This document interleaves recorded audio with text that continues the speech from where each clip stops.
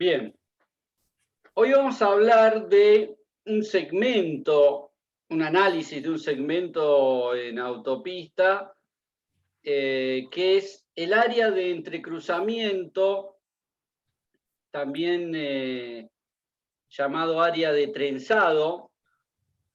Es un área donde se producen un ingreso y un egreso muy cercanos, es decir, hay una rama de entrada y hay una rama de salida que tienen un área que comparten en común, que es la de ingreso a la autopista y la de egreso a la autopista. Esta zona que está con un recuadro rojo es el área de entrecruzamiento. Este segmento tiene un capítulo en particular de análisis en el manual de capacidad, que es el capítulo 13, y que nos va a dar la metodología para poder analizar tanto la capacidad como el nivel de servicio en secciones como esta. Entonces, veamos un poco cuáles son los elementos que analizamos y cómo se forma, ¿no?, el análisis metodológico que tiene digamos, este estudio, este análisis. Nosotros tenemos vehículos que vienen desde la zona urbana y toman una rama de ingreso para incorporarse a una autopista. Es decir, estos vehículos vienen a una velocidad baja, a una velocidad urbana, no mayor a 40 kilómetros por hora, y tienen que ingresar a un flujo vehicular que está cercano a los 100, 110 kilómetros por hora. Con lo cual, la sección de control es una rama con un área de aceleración y luego el ingreso a la autopista. Para poder hacer el ingreso a la autopista hay un cambio de carril.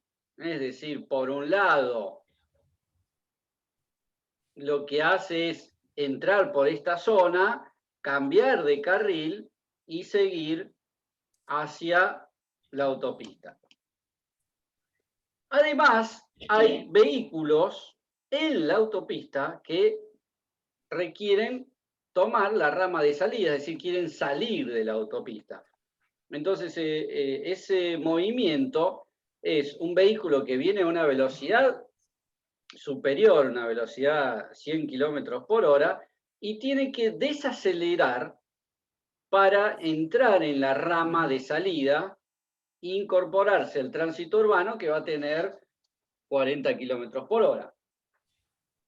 Entonces, en esta zona hay un entrecruzamiento, es decir, hay un vehículo que cruza de carril para salir y hay otro vehículo que cruza de carril para entrar.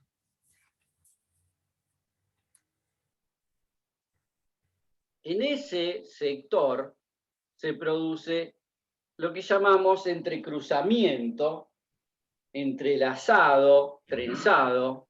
En el capítulo 13 analiza esta situación. Es una situación donde hay una pugna de espacio para poder hacer la maniobra. Es decir, los vehículos deben compartir el mismo espacio físico para poder hacer sus maniobras. En base a este concepto son los diferentes análisis que vamos a ver hoy. Acá, digamos, en la diapositiva, ustedes van a ver elegimos esta fotografía que es el ingreso de General Paz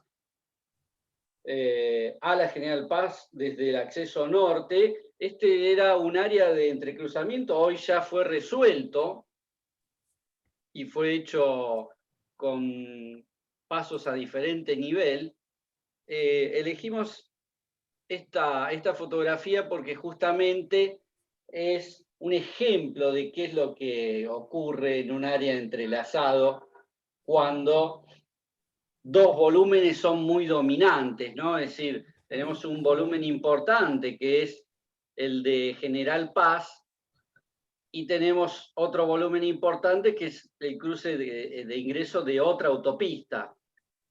Entonces, esto, antes de que se hagan las reformas que se hicieron ahora y que están dando mejor nivel de servicio, era un lugar de mucho problema para poder hacer tanto el ingreso como el egreso.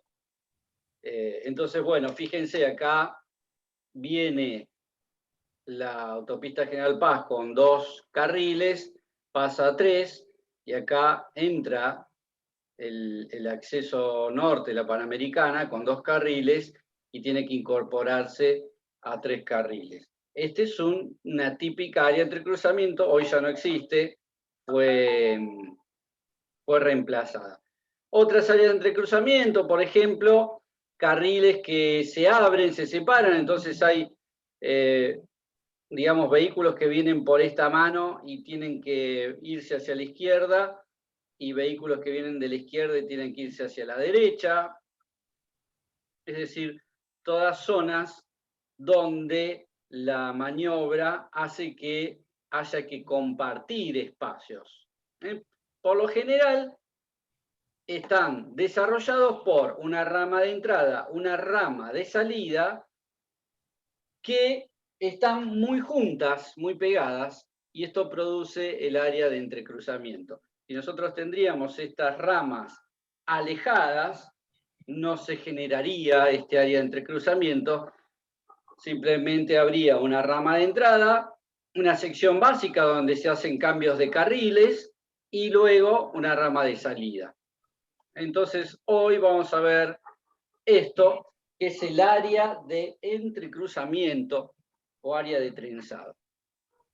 Como les dije, esto está desarrollado en el capítulo 13 del manual del año 2016, el último vigente que estamos viendo nosotros, y comienza dando algunas características y límites de la metodología, ¿no? Es decir, por un lado lo que dice es que hay una longitud de entrecruzamiento que tenemos que tener en cuenta, en la cual esta longitud, si es muy elevada, ya no lo podemos considerar como una longitud de entrecruzamiento. La longitud entre las 2 ramas me da una longitud desde la punta de esta rama, que se mide en este punto donde se bifurca y donde se incorpora. Es decir, vamos a decir que este es el sentido de la autopista, acá está la incorporación de los 2 vehículos, y en esta zona está la bifurcación. Desde este punto hasta este punto es la longitud entre ramas. Se considera como longitud de entrecruzamiento una longitud menor, donde todavía no se hacen cruces. Por lo general es un 77% menor. Inclusive en muchas zonas y en muchos países todavía se deja una línea blanca que impide el entrecruzamiento, dando lugar en esta zona a tener una mejor visual de los vehículos que vienen, ¿no? Entonces decir, bueno, el ingreso se produce acá, el cambio de carril lo produzco acá. No entro con el ángulo vivo que me puede dar una visual en la cual no pueda identificar que venga un vehículo, ¿no? Entonces, bueno, el manual expresa que la longitud de entrecruzamiento sería la que vamos a tener en cuenta, que es esta que tenemos acá, de análisis. Por supuesto que hay muchos tipos de entrecruzamiento. Es decir, inclusive para cuando nosotros hacemos diseño geométrico, tenemos que tener en cuenta lo que vamos a ver hoy. ¿Por qué? Porque los distintos tipos de entrecruzamiento, de zonas de entrecruzamiento de una autopista, dependen de los volúmenes que van a circular por esas zonas. Es decir, podemos tener un volumen, que es el volumen de la autopista, muy elevado y poco ingreso, pero mucho egreso, es decir, una salida muy importante de la autopista, porque es la salida de un cruce con una ruta o otra autopista también de mucho volumen, entonces requiere una gran importancia. O también puede ser que los dos volúmenes sean muy importantes, tanto los que entran como los que salen. Entonces nosotros le vamos a dar la configuración en base a esa tipología, es decir, vamos a poder darle prioridad a los volúmenes. Entonces, fíjense, por ejemplo, estos son los diferentes tipos de zonas de entrecruzamiento. La tipo A, es decir, son áreas de entrecruzamiento en la cual el carril divisor de áreas es igual. Es decir, tiene un carril de salida y un carril de entrada. ¿A qué me refiero con cambio de carril, ¿no? Cambio de carril es la cantidad de carriles que yo tengo que cambiar para poder entrar a la autopista. Fíjense, en este caso, para entrar, yo tengo que hacer un cambio de carril. Y ahí pude entrar. Para salir, yo tengo que hacer un cambio de carril. Este tipo de configuración es una configuración en la cual los volúmenes son similares. Ahora fíjense la tipo B. La tipo B tiene para salir ningún cambio de carril, o al menos uno, pero se puede hacer sin ningún cambio de carril. Es decir, el carril por el derecho de la autopista se transforma en la rama de salida. Y en cambio, para entrar, tengo que hacer dos cambios de carril. Es decir, para poder entrar, yo tengo que entrar primero al carril que todavía sigue estando en la rama de salida y luego hacer otro más. Y recién ahí pude entrar. Con lo cual, esta configuración les está dando mayor importancia a la salida. Es decir, este es un típico diseño geométrico de una zona de entrecruzamiento donde, digamos, tiene un volumen preponderante la salida. Es decir, la salida es mayor. Y por otro caso, por ejemplo, el caso C, es un caso inverso. Es decir, tiene una entrada donde no hay cambio de carril y para poder salir necesito hacer uno, dos o tres cambios de carril. Depende por dónde venga. Entonces, este es el sentido contrario, es decir, le está dando mayor importancia al ingreso, al volumen de ingreso. Entonces, bueno, nosotros vamos a diseñar en base a los diferentes volúmenes que tenemos en nuestro caso de análisis. Y vamos a hacer un diseño del área de entrecruzamiento en función de estas situaciones. Profe, ¿el A sería el ideal entonces? El A es solamente en los casos donde los volúmenes estén balanceados. Si yo tengo una entrada muy grande, fíjense, por ejemplo, lo que pasaba en General Paz. El volumen grande venía de acá. Esto era toda la Panamericana que venía del norte y se iba para la zona del Riachuelo. Entonces, fíjense que acá, si nosotros hacemos un seguimiento, la autopista viene por el carril y si sigue por ese carril, termina entrando en la General Paz sin hacer ningún cambio de carril. Es decir, entonces en este caso se prefirió darle mayor importancia a la salida. Entonces, justamente cuando nosotros tenemos un volumen muy importante, le tenemos que dar una configuración como la C, por ejemplo. Es decir, no es que es ideal la, depende un poco para el caso que tenemos que resolver. Va a ser ideal el caso C, por ejemplo, en un ingreso como el de Panamericano. Lo que vamos a analizar nosotros es la situación y en base a eso proponer mejoras o directamente salir de una sección de entrelazado, ¿no? Que es lo que pasó justamente en General Paz. Terminó haciéndose a diferente nivel. Se hizo un cruce por arriba para poder hacer la salida y la entrada va directo. Entonces ya no hay más entrecruzamiento.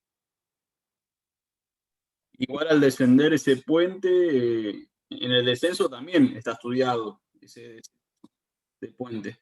Claro, por supuesto, porque luego de que nosotros tenemos ese volumen hay que darle capacidad a la vía para poder seguir por ahí, ¿no? Sí, eso lo vamos a ver inclusive cuando estudiemos ramas. Bueno, algunos elementos, yo por ejemplo les recomiendo el manual, tiene una página donde está todo lo que es las abreviaturas. Yo acá voy a hablar de muchas abreviaturas en la presentación. Tratamos de hacer lo mejor posible en el trabajo que hicimos, ¿no? Es decir, estamos poniendo las abreviaturas en castellano y las abreviaturas en inglés. En el manual ustedes tienen una hoja donde está todas las abreviaturas que tiene el capítulo por si tienen dudas de algo. Algunas convenciones. Nosotros vamos a trabajar con un gráfico donde está la sección de la autopista, las ramas, tanto de ingreso como de egreso, y vamos a hacer una convención con respecto a el volumen de vehículos que hace cada maniobra, ¿no? Es decir, nosotros tenemos el volumen de vehículos que va por autopista y es un pasante, es decir, no pretende salir por la rama, con lo cual la dirección va a ser el volumen de autopistas pasante, que es el volumen que va de autopista a autopista. Es este de acá. Después, tenemos, esto le llamamos el volumen pasante, es un volumen de vehículos. Profe, hay una compañera esperando para entrar, disculpe. Sí, no sé, Gustavo, si podés admitir. Alejandro, perdón.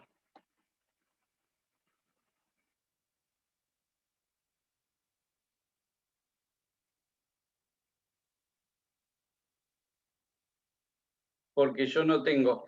Bien. Entonces, estos vehículos son vehículos, le llamamos vehículos que no trenzan. Es decir, el volumen de autopista a autopista, o por ejemplo, un vehículo que entra por la rama y no entra a la autopista, sino que vuelve a salir por la rama. Puede ser un tránsito local que esté pasando para cruzar un puente, un ferrocarril, una vía en particular, entonces también son vehículos que no entrecruzan. Y después tenemos, por otro lado, acá en este caso llamamos vehículo rama-rama. En el caso del manual en inglés, acá le llama FF, Freeway to Freeway, y RR, Ramp to Ramp. Y después tenemos los vehículos que les llamamos vehículos que trenzan, ¿no? Es decir, son justamente aquellos que hacen el intercambio de carriles. Para eso,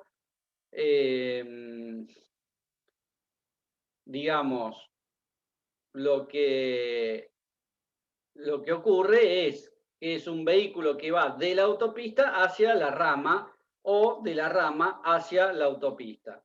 Lo que es freeway to ramp o ramp to freeway. Entonces ustedes van a ver cómo acá aparece un valor que dice VFR, BRF, son los volúmenes vehiculares, la cantidad de vehículos. Esto lo vamos a obtener mediante un conteo vehicular, mediante una filmación, un detector de vehículos que analiza los diferentes volúmenes que entrecruzan o directamente pasantes.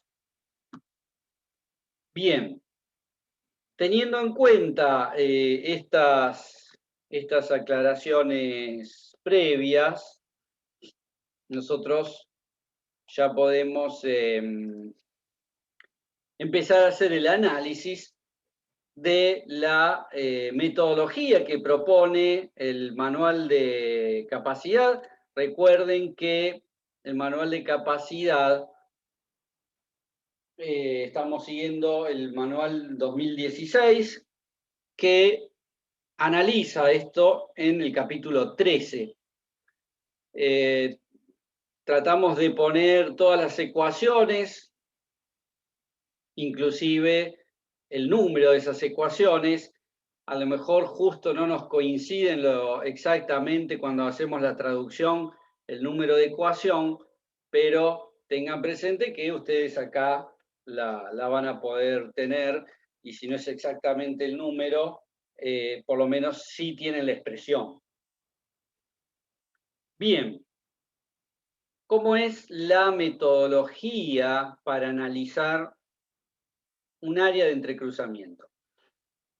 El manual propone una metodología de 8 pasos, es decir, vamos a tener que evaluar paso a paso para poder determinar las condiciones del área de entrecruzamiento. Si esas condiciones no son las esperadas, no son las adecuadas, vamos a poder proponer algunos cambios. Generalmente pueden ser cambios geométricos, aumentando la cantidad de carriles. Podemos proponer cambios de tipología. Podemos directamente evitar una zona de entrecruzamiento, eliminando una de las ramas y moviendo la rama de ingreso o de salida a otro punto de la autopista, y de esa forma evitar un entrecruzamiento. O podemos hacer el cruce de movimientos a distinto nivel. Es decir, hay muchas posibilidades si vemos que no tenemos las condiciones de nivel de servicio adecuadas para el volumen que estamos teniendo. Entonces, veamos un poco los pasos a seguir. Tenemos un primer paso, como siempre, de recabar información, ¿no? Es decir, lo que hacemos es recabar información geométrica, hacer el conteo vehicular, clasificar estos vehículos, y si podemos determinar velocidades, bienvenido también, ¿no? El segundo paso es el paso de ajuste de los volúmenes, como siempre, ¿no? Es decir, a las condiciones prevalecientes. El tercer paso es el paso donde determinamos la configuración, es decir, esto de qué tipo de o qué configuración tiene la zona de entrecruzamiento que estamos analizando. Entonces, para eso, el manual propone un análisis para poder tener el cambio de carriles, la cantidad de cambios de carriles. Y después, como paso 4, donde ahí hacemos una división, porque puede ser que no sea posible analizarlo como área de entrecruzamiento, vamos a determinar la máxima longitud del área de trenzado. Es decir, si la longitud de nuestro proyecto es una longitud que supera la longitud de trenzado, ya no podemos analizarlo con esta metodología. Entonces acá, en este paso, es como que hacemos un análisis para determinar si lo podemos o no analizar a este caso. Entonces ahí determinamos la longitud máxima y si esta longitud máxima no se cumple, ya es inválido la posibilidad de analizarlo como zona de entrecruzamiento. Vamos a tener que estudiarlo por separado. Rama de salida, rama de entrada. El paso 5 es la determinación de la capacidad. Es decir, lo que vamos a hacer es ver si la capacidad que tiene la zona es en condiciones, por supuesto, siempre de imperantes del proyecto, ¿no? Es decir, en lo que es anchos de carriles, en lo que es zonas de despeje, todas las condiciones imperantes. Y después vamos a relacionar el volumen con la capacidad. Es decir, nosotros tenemos el volumen medido en las condiciones imperantes, la capacidad de la zona, y si esta relación volumen-capacidad es mayor a 1, quiere decir que está a nivel de servicio F. Es decir, a nivel de servicio F, directamente no podemos aplicar estas ecuaciones. Sí podríamos hacer una adecuación de las condiciones de capacidad que en el capítulo 10 de este manual ofrece como un análisis de las condiciones de capacidad. Pero en principio no lo vamos a poder determinar. Es decir, es nivel de servicio F. Y por otro lado, vamos a estudiar el número de carriles de trenzado, ya para ir analizando las condiciones de nivel de servicio. Entonces necesitamos saber el número de carriles de trenzado. Vamos a determinar las velocidades, tanto de los vehículos que trenzan como de los vehículos que no trenzan. Y en base a esa información, es decir, a la velocidad y a la cantidad de carriles que tenemos para hacer cambio, vamos a determinar el nivel de servicio en función de la densidad.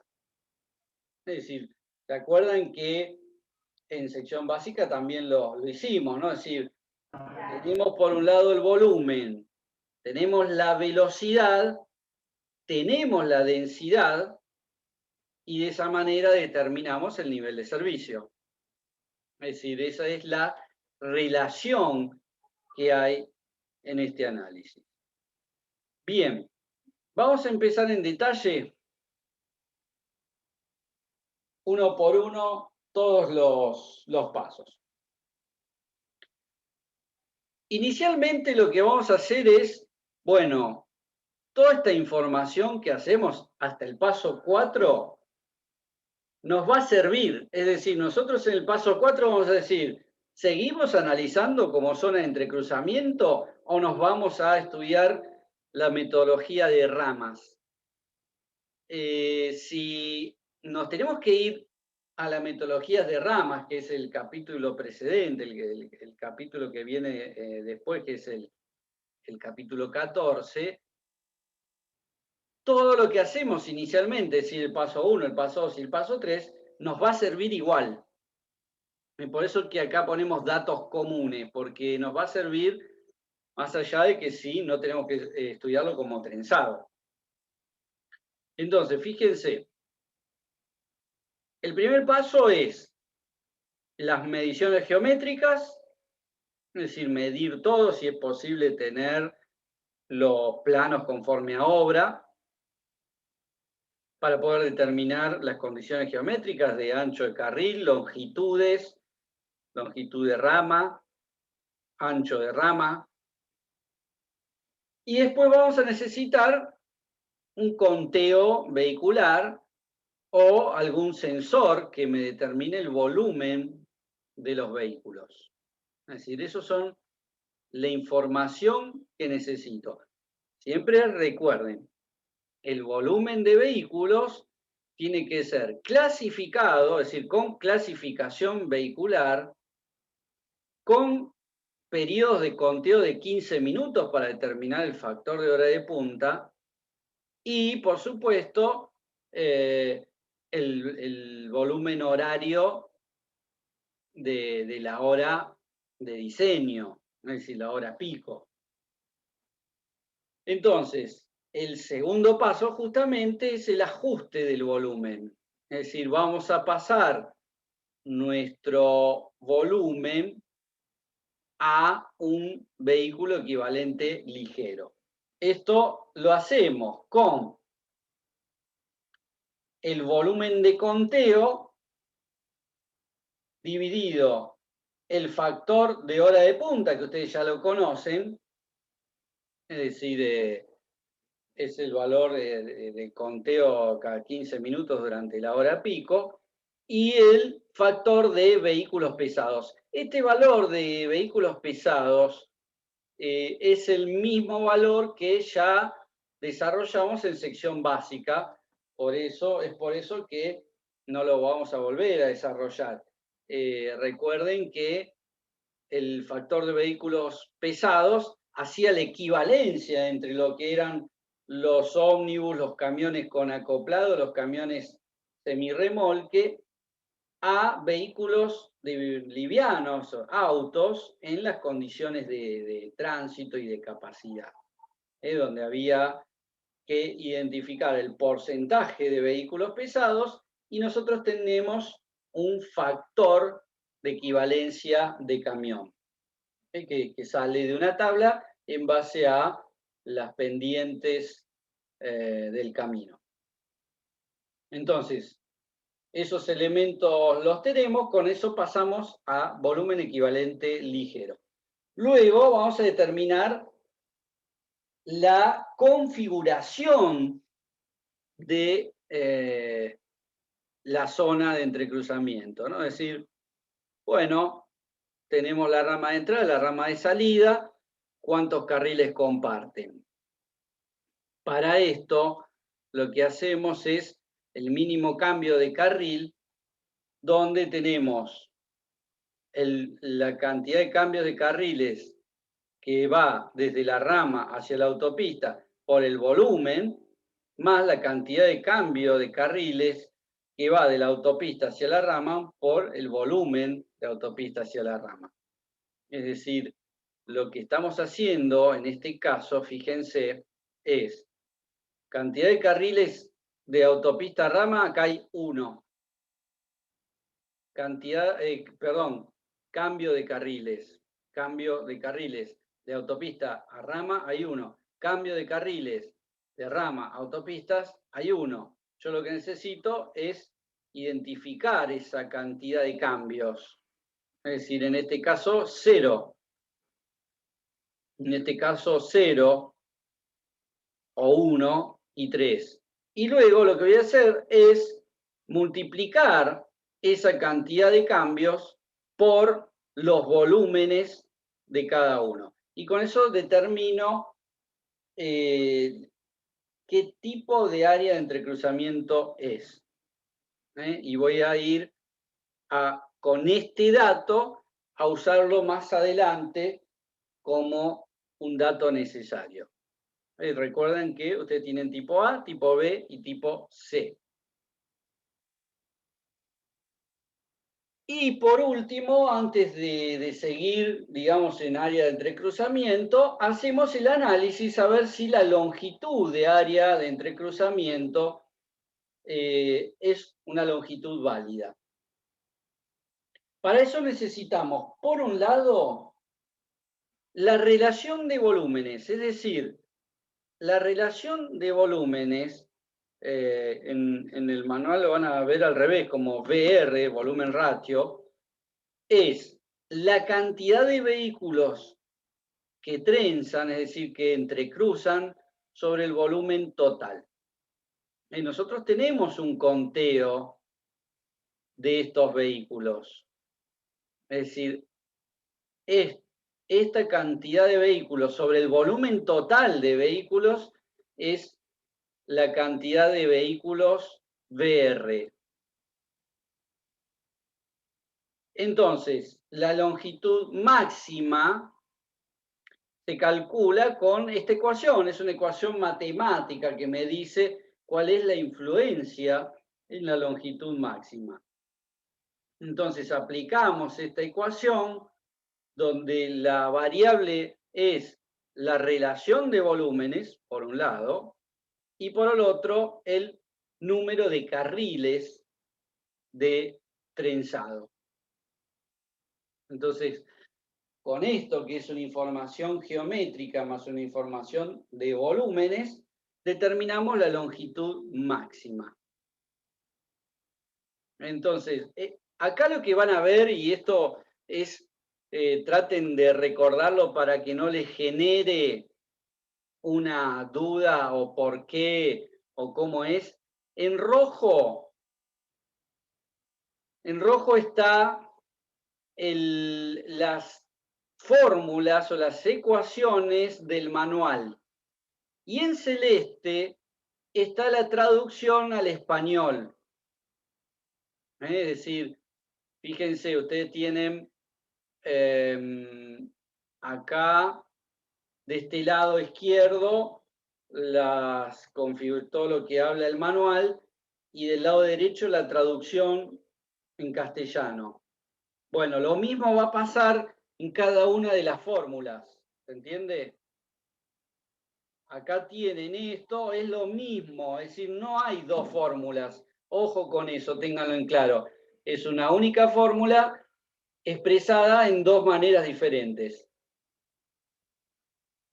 Entonces, lo que les decía es, nosotros vamos a sacar esta longitud máxima con datos que tenemos del lugar, es decir, volúmenes de conteo y cantidad de carriles, y con esa información de longitud máxima la vamos a comparar con la longitud geométrica que tenemos nosotros. Entonces, en base a esa longitud, si la longitud que tenemos es mayor a la máxima, entonces no podemos analizarlo como área de trenzado. Tenemos que analizarlo como ramas por separado, lo que implica ir al capítulo 14. Ahora, si nuestra longitud es correcta, es la longitud que no supera esta máxima, entonces sí podemos seguir en esta metodología. Bien, pero lo que no quiere decir que hemos perdido todo lo que hicimos. Lo vamos a usar en el apartado de análisis de rama. Bien, pasamos a el paso 5, que es determinar la capacidad de la sección. Fíjense, para que una sección de trenzado colapse, tiene que haber una densidad promedio de 27 autos por carril por kilómetro. 27 autos. y que el flujo de demanda supere los 2.400 vehículos por hora para el caso de 2 carriles o 3.500 vehículos por hora para el caso de 3 carriles. Es decir, esos serían como los valores límite. Ahora, para poder hacer el cálculo de la capacidad que tenemos en nuestro proyecto, tenemos que poner las condiciones dadas por la ecuación 13.5, tanto en el manual de capacidad de 2016 como la traducción, donde vamos a tener, por un lado, la capacidad de la sección de trenzado en condiciones ideales, dada por la capacidad del segmento de trenzado a la mínima velocidad, y esto está dado, justamente, estos son los valores, por la relación de volúmenes de trenzado y por la longitud del área de trenzado y el número de carriles de entrecruzamiento. Es decir, necesito prácticamente los mismos datos que antes, nada más que acá interviene ya la longitud. Esto que tenemos acá, la longitud, es el valor que nosotros pusimos como longitud de trenzado, que puede ser perfectamente la longitud entre ramas multiplicado por 0,77. Y si no, lo medimos en campo. Entonces, tenemos esta longitud, tenemos el número de carriles que sale de geometría, tenemos la relación de vehículos que trenzan por el conteo vehicular, y todo esto lo afecta a la capacidad ideal. A la capacidad ideal. Entonces, con esta capacidad ideal, dado las condiciones que tenemos, vamos a tener la capacidad de nuestro proyecto, de nuestro estudio. Entonces, por supuesto que siempre esta capacidad nosotros la tenemos que llevar a una capacidad equivalente a ligero, ¿no? Entonces siempre vamos a tener el valor de vehículos pesados y el número de carriles. Eso ténganlo en cuenta por si quieren expresar la capacidad en cantidad de vehículos. Entonces, para eso necesitamos justamente esta información. Entonces, fíjense, en el paso 5, la capacidad de la sección con la determinada me va a dar un valor para 2 carriles de 2.400 sobre la relación de vehículos que trenzan. Y para 3 carriles, 3.500 sobre la relación de vehículos que trenzan. Siempre tengan en cuenta que esto está, por un lado, el manual en inglés, por otro lado, en castellano, ¿no? Es decir, es la capacidad de todos los carriles en la sección de trenzado en condiciones ideales. Entonces, fíjense, nosotros tenemos la manera de calcular la capacidad y ahora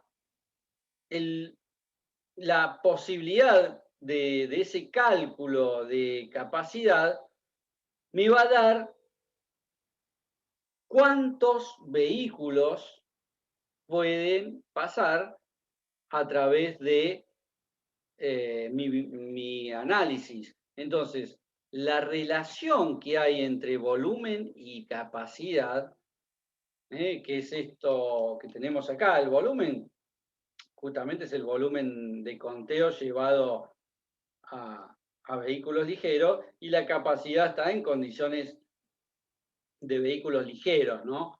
Entonces, esta relación me va a dar, si es mayor que 1, nivel de servicio F, si no, lo sigo analizando.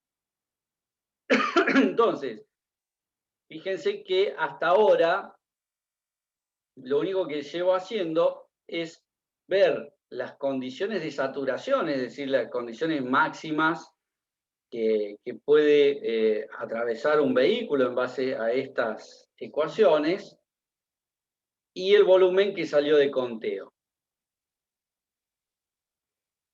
Antes de llegar al último paso, que es el nivel de servicio, necesitamos determinar la cantidad de cambios de carril teórico, que es la cantidad de cambios de carriles que hacen los vehículos que están haciendo el entrecruzamiento.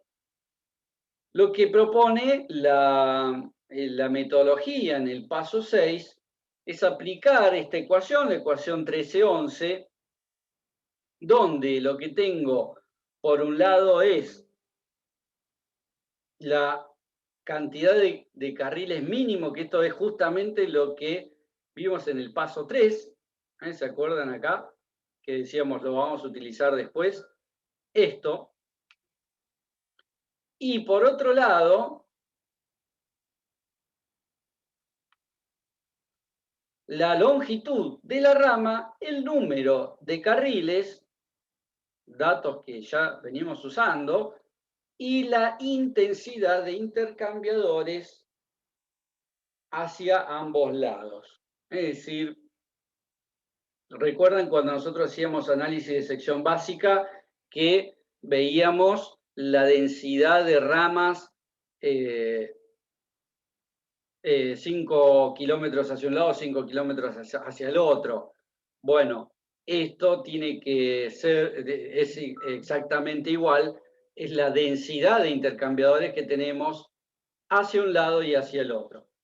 Entonces, con esto tenemos toda la información, es decir, esto lo sacamos en el paso 3, esto es longitud, esto es número de carriles, y esto también es un elemento geométrico que justamente sale de tener la información de la autopista. Vamos a, bueno, acá inclusive tienen una estimación de cambio de carril de los vehículos que no trenzan, es decir, estas ecuaciones que propone después el manual es, digamos, algo que vamos a utilizar en la longitud. Fíjense estas dos tipos de ecuaciones. Por un lado, la 1313, que es justamente las que no trenzan.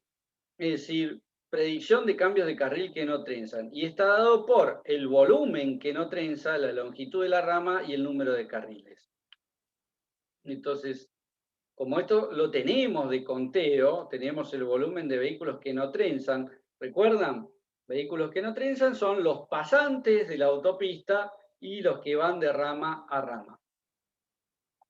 Y por otro lado, tenemos una segunda ecuación en la cual me da un modelo, porque todo esto son modelos matemáticos, ¿no? Donde justamente lo que tenemos acá es el volumen de vehículos que no trenzan, menos 2000, con constantes. Hay una ecuación 3 inclusive, donde puedo analizar exactamente lo mismo con la intensidad, es decir, la cantidad de vehículos y los cambios de carril.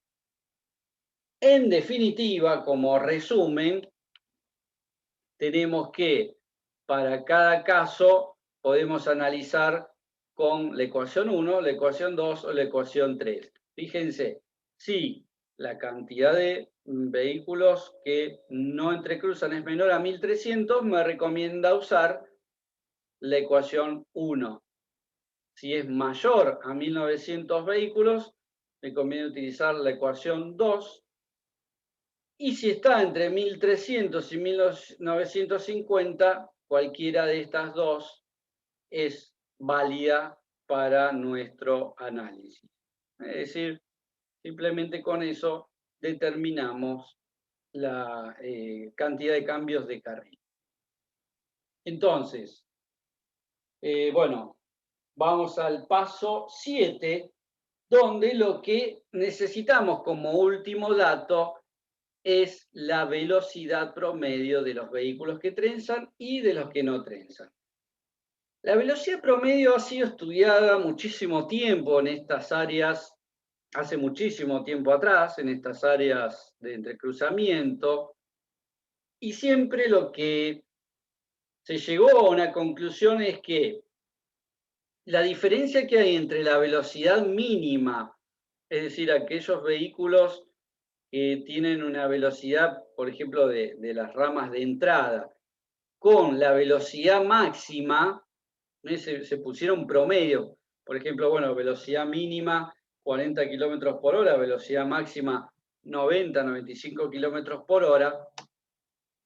Se desarrolló un modelo matemático donde lo que se dice es que la velocidad entre cruzamientos, es decir, de toda la zona de análisis, está dada por la mínima velocidad más el delta entre el máximo y el mínimo de velocidades sobre la relación que hay entre los vehículos que trenzan. Es decir, cuántos trenzan sobre el total. Ese modelo matemático me da, digamos, la velocidad ponderada de la zona. Por eso es que acá vamos a llegar a un valor. Esto lo que podemos hacer es determinarlo con velocidades medidas o directamente poner velocidades promedio máximas y mínimas. Y de esa forma determinamos. Fíjense que para poder determinar, el modelo me dice que si uso la velocidad de flujo libre menos 15 y me pone esta ecuación, ¿no? Es decir, el caso de vehículos, en este caso son 15 millas por hora, acá son 24 kilómetros por hora, lo que hacemos es tener 24 como mínimo, esto velocidad de flujo libre directamente, menos 24, y a eso lo dividimos por 1 sobre la relación de trenzado. La relación de trenzado es la relación de volúmenes, ¿no? Entonces, como les decía, podemos usar esta ecuación que me da esa información. Inclusive les da acá el cálculo de esta variable en función de cambios de carril y longitud del área de entrecruzamiento. Entonces, tenemos toda la información. Tenemos velocidad, tenemos volumen, tenemos capacidad y cambios de carril. Entonces, con esa información, lo que hacemos es, bueno, acá está la velocidad para los vehículos que no trenzan, que es idéntico a los que trenzan, solamente que cambian las ecuaciones.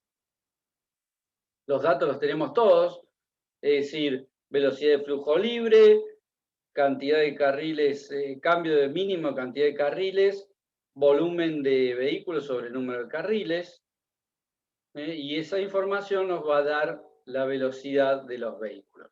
Idéntico que el caso de los que trenzan.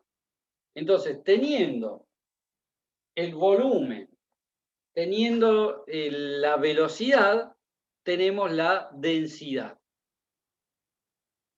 Con esa densidad llegamos a obtener el nivel de servicio. Fíjense que para